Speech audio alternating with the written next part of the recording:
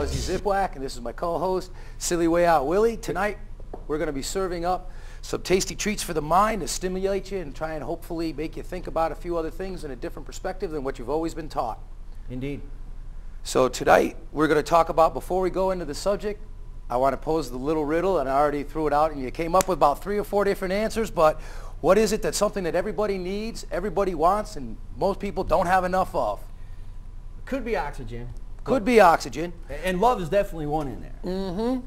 But that's not what we're dealing with. We're dealing with good old green. Good old-fashioned greenbacks here. That's right. What is this? M-O-N-E-Y. For the love of money. In God we trust. In God we trust. Well, let's show the backside to show that it is still there on the bill. These were issued in 2003. And now I pose the question, who is this gentleman? Mr. X. Mr. X, yup. And what influences has he had on this country? Because he has certainly had a lot of influence. And how is it relevant to today? He was born in 1841. It shows how far back some of this goes, that our history is not just the last decade or so. And so who is he, and what took place, and what did he do at this hotel back in 1908 that affects every single one of us to this day? In fact, it does. And it affects us in ways that most people just don't even imagine that it really would. Right, and when you start to talk about the truth of his involvement and the things that he got involved with, people just turn off. And it's unfortunate because people sacrifice their lives pursuing their goals and ultimately money and material possessions. At least that's a good portion of our population. Yes, it is. And it's a shame that they take such concern in putting together their wealth. And what happens is that there's things going on that they would really be much... Because there's things going on that we don't know. Well, that's not true, though, because we do know about it. Most top economists will know about this.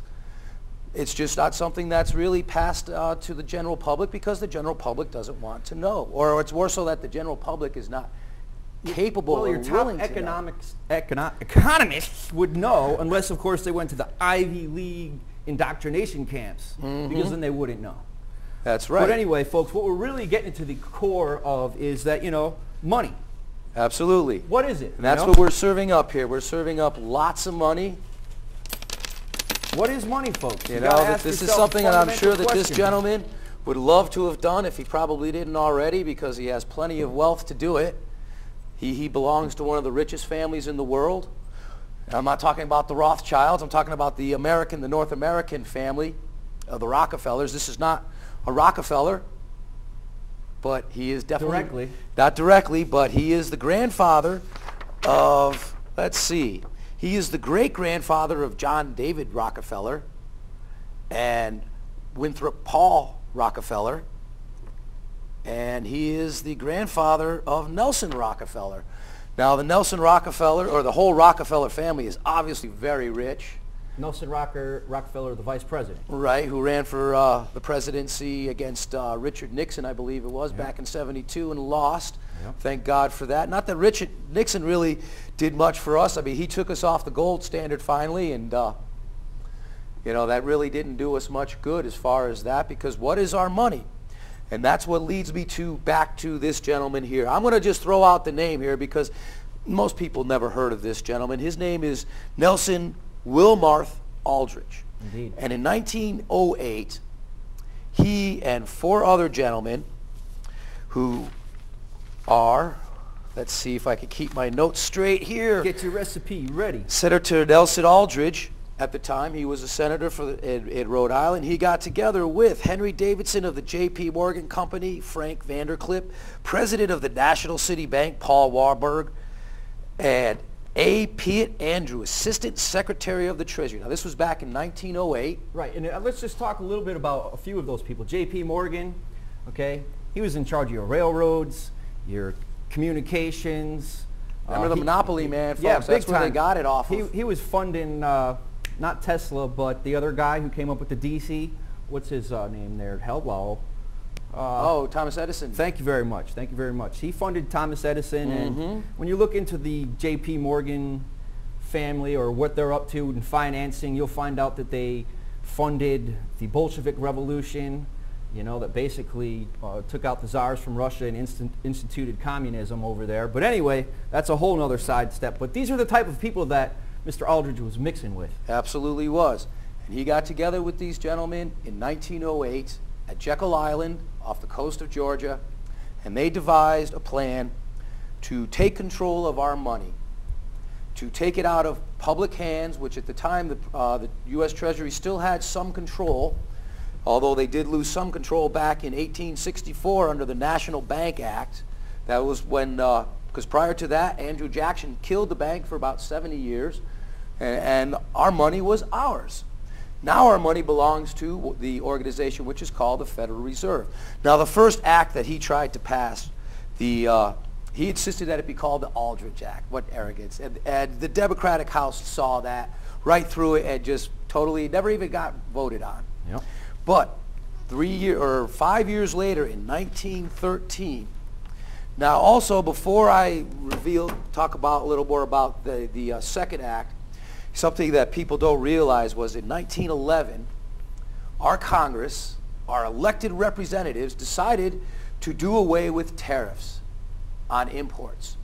So by 1912, all of a sudden, hey, excuse me, maybe it was in 1911, or in 1911, they said, hey, we need a way to pay for our government because they got rid of their only source of income was tariffs. Let me excuse you for 1 second. Well, let's just put it in context. In the summer of 1907, we had, you know, a crash, economic crash. One out of many. One out of many. So we're trying to put it in context for you, what's going on, you know, economically and politically. Yep, since the Civil War, there was at least 3 major economic ups and downs. And every single one of them has been controlled by the central banks because it is the bank that controls the cash currency flow in our economy. And without money, guess what? We have nothing to pay each other with. Unless we all decided that bottle caps would be our legal tender. Right. And now that's something else we're going to get to a little bit farther on in this. But first, I just want to lead up to what finally became known, what most people think of as the Federal Reserve Act, which was actually called the Glass-Owens Act. That was presented by Democrats, Glass and Owens. They presented that bill, and on December 22nd, 1913, after the Congress had closed its doors, supposedly they went off on the Christmas vacation, but they had never actually closed the session. 3 people voted the Federal Reserve Act into existence. Three people, huh? Now, are we really being represented in that I'll tell aspect? But prior to the passage of that, 1911 was the passage of the income tax, the 16th Amendment, if I keep my numbers correct. What's that, the law that never existed? That's right. There are many who speculate and claim that the ratification process for the 16th Amendment declaring income tax to be null and void because it never really was ratified by 3/4 of the states. 2/3?